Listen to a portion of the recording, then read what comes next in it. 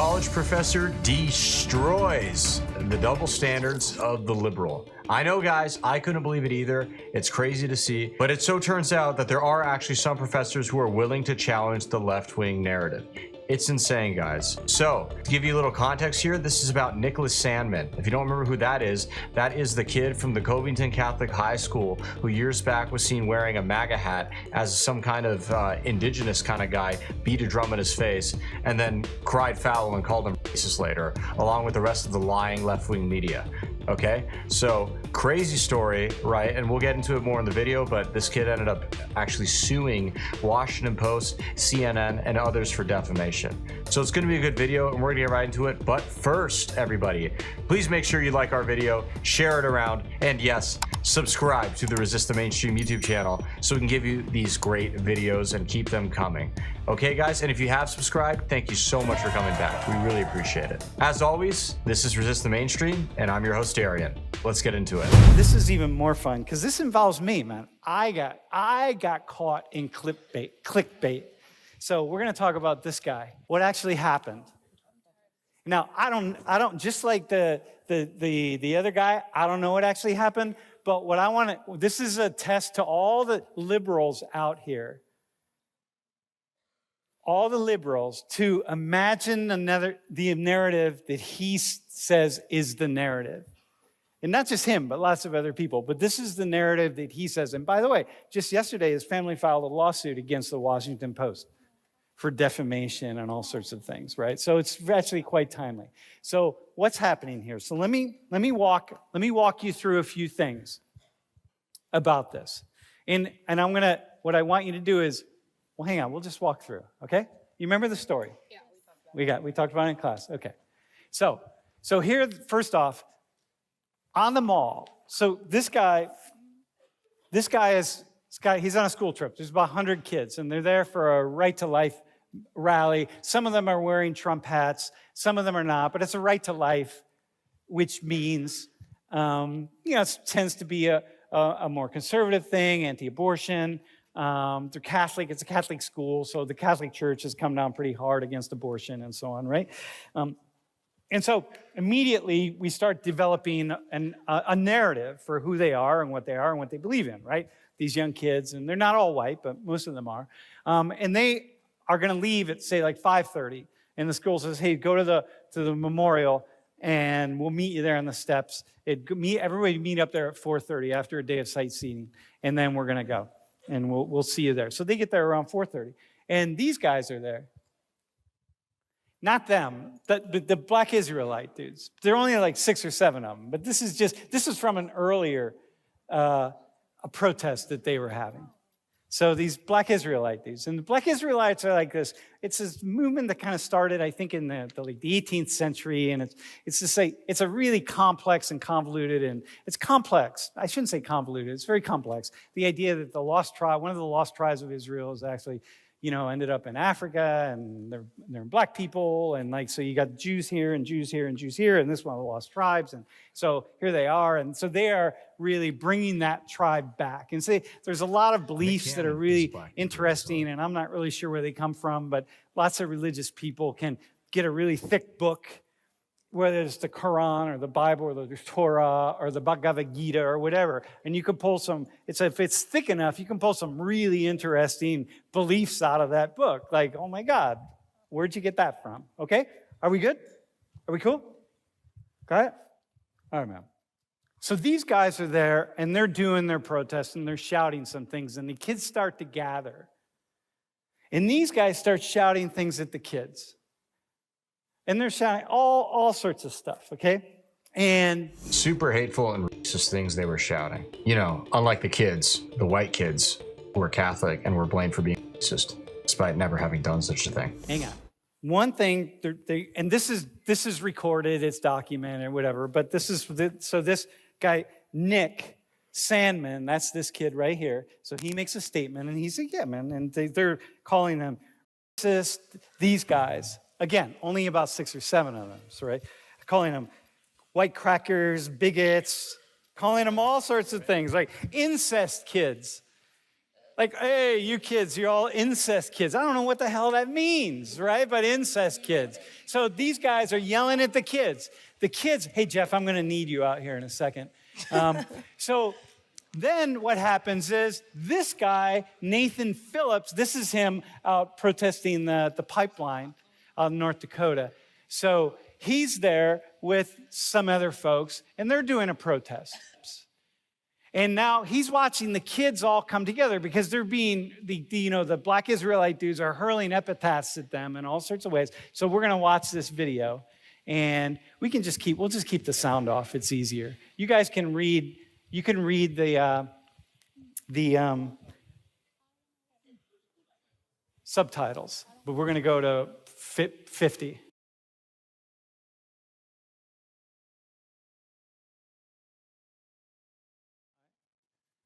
So this is Nathan, and he's saying, yeah, they sort of look like the Westboro Baptist Church guys. So these are the guys right here.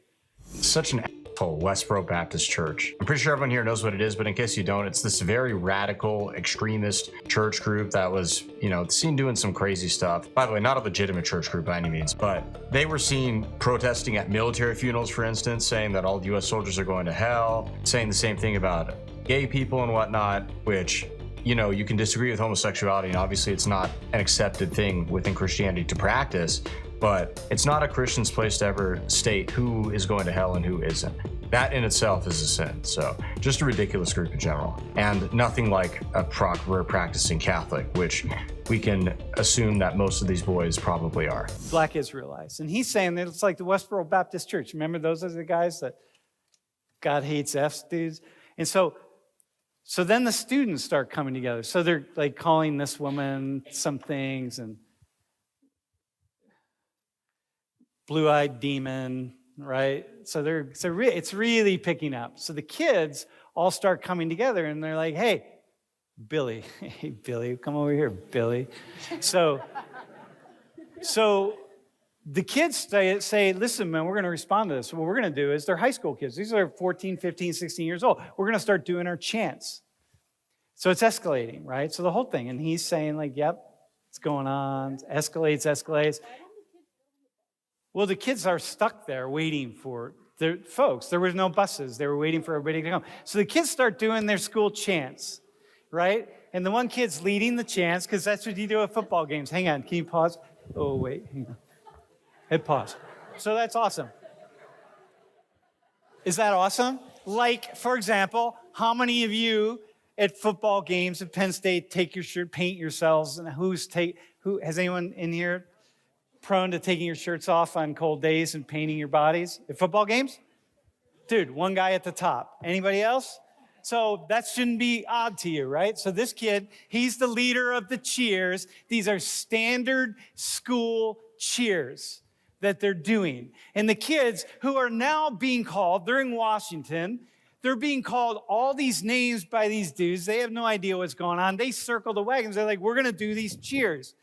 And Let's keep in mind, these are a bunch of 15 and 16-year-old kids who are composing themselves and acting pretty much respectfully after a bunch of adults are coming and just saying all kinds of horrible stuff to them. I think that's an important perspective to keep, because it really is quite amazing that despite the fact that these kids handled themselves in a relatively mature manner, a bunch of 30, 40-year-old, 50-year-old plus adults couldn't do the same. Yet somehow it's the kids who get vilified. That's how sick and disgusting the leftist media is. And I can't overstate it enough. We're going to do all of our stuff that we do. And so whoever their chaperone was say, yeah, go ahead, do that. That's really awesome, right? Instead of just like during football games, people take their shirts off and paint or whatever, it's almost like if a kid from here took out a cowbell and started hitting it. Like, that's pretty much what they were doing. Yeah, like if they had at the Penn State games, people playing the cowbells. All right, go ahead. So the kids are doing their thing, right? Now, the kids are holding their place. Now, here's this guy. So Nathan and his group, they start coming over, and then they're gathered. They're going to walk into the crowd of the kids. See, the kids are doing their own thing. They're doing cheers, right? It's all good. And he's coming over to reduce the tension. Okay? And he's saying, okay, I'm just going to keep going. And then ultimately he says, I'm going to keep moving right up the steps. So look at the kids. They're all doing cheers. Got it? So you get that. You get what that is. There's nothing, any of us could be in that group, doesn't matter. They're all doing their high school cheers. They're having a good step, having a good time. So he's going to go right up to the top, he's saying, okay? He's going to finish his prayer up there. So this guy, okay, so now he just walks right into this dude. Now stop, right? Okay, go ahead. No, keep going, actually.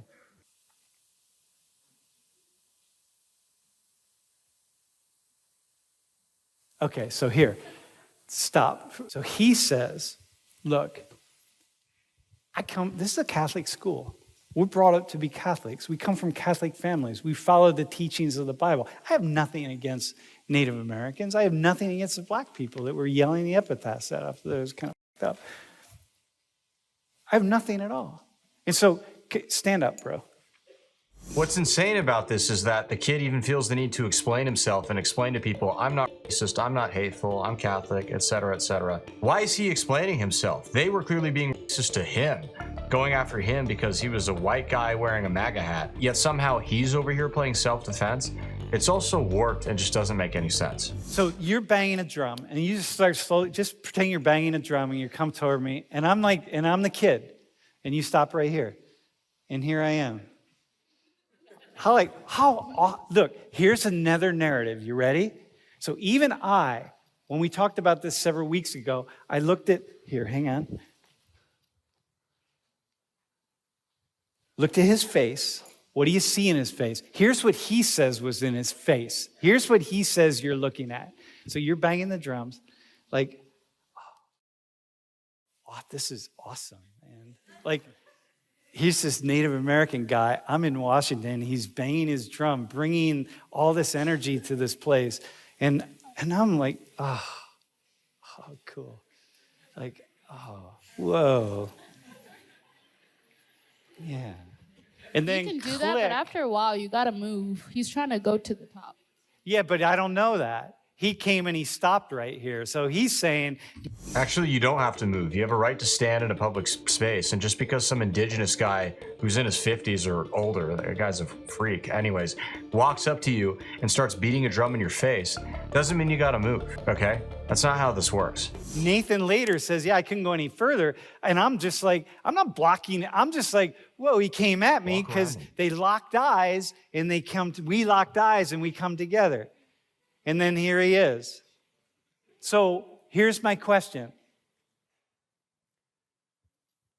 Is it because he has the Trump? You can sit down, bro. Thanks. Is it because how much of our willingness, including my own, originally, even though I said, like, I don't know what the story is, but if he was my kid, I'd feel some kind of way about him showing a certain kind of disrespect to elders.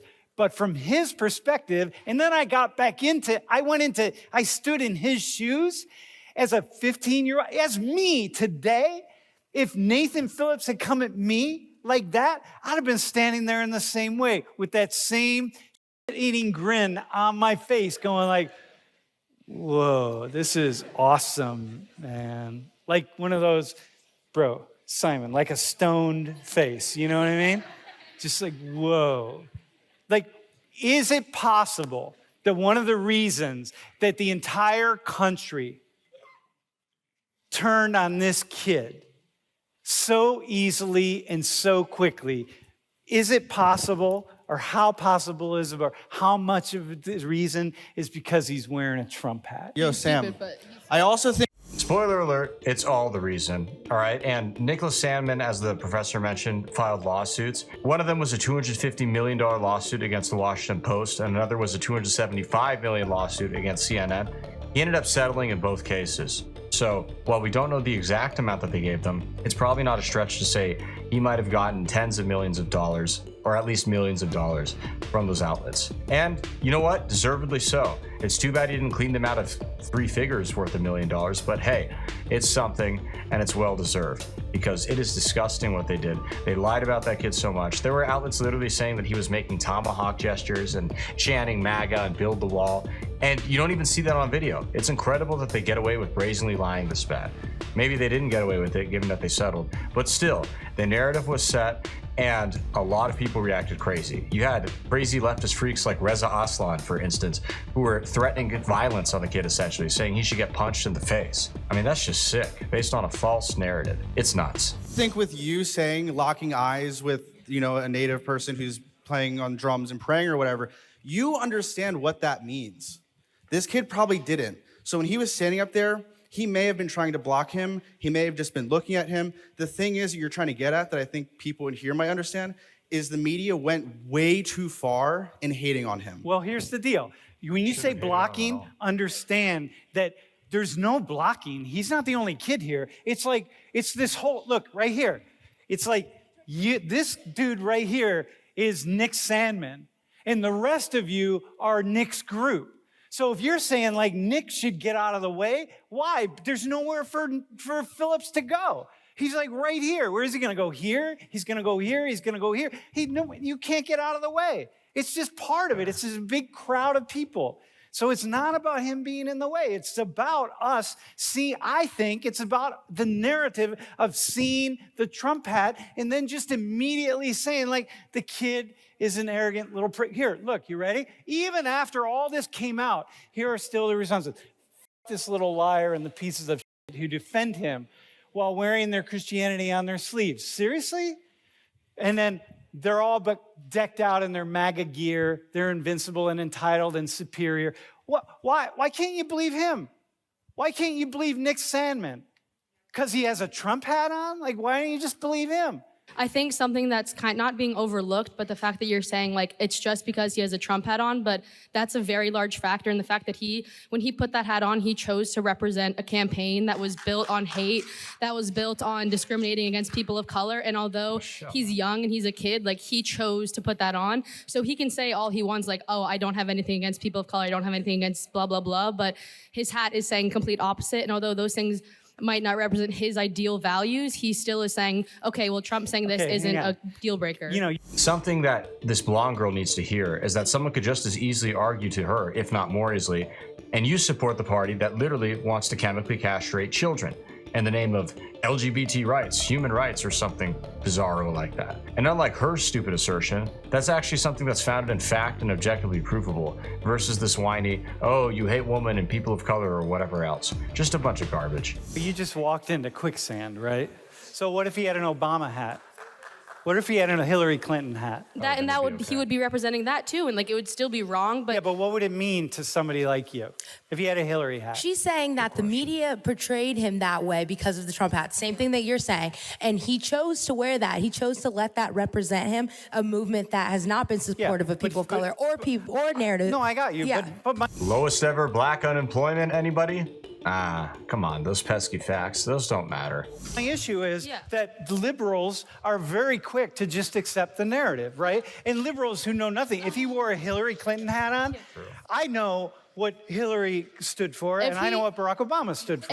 Honestly, if he was wearing a different hat, then it wouldn't be a story at all. It would be a non-story. There wouldn't be this twisting. Exactly. And it probably, okay, like I'm making your point. Yeah, you are. Like, Thanks, dog. Like you're welcome, But the fact of the matter is that he wore that hat. Yeah, he did, but whatever. That shouldn't matter at all. Like, come on, man. Well, guys, that wraps it up. I will say, I did enjoy seeing a discussion at a college university that actually appears to be reasonable. Very rare thing. What do you guys think? Let us know in the comments. That aside, let us know what you liked about the video and what you want to see next. Thank you guys so much for tuning in, and God bless.